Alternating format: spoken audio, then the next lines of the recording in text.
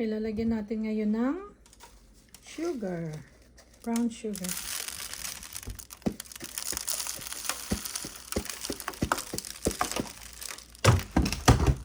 Lagyan natin sa bawat loob.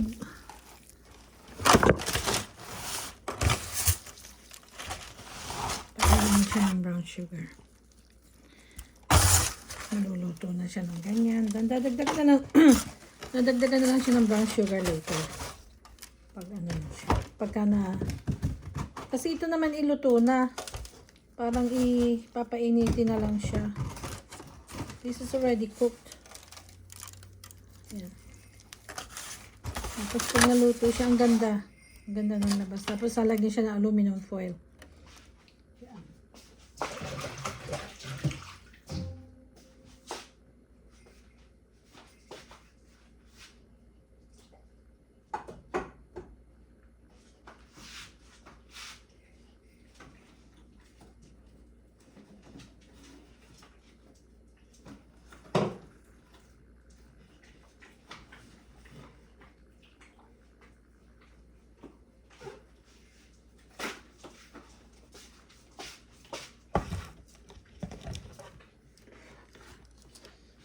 Sunog yung kanin.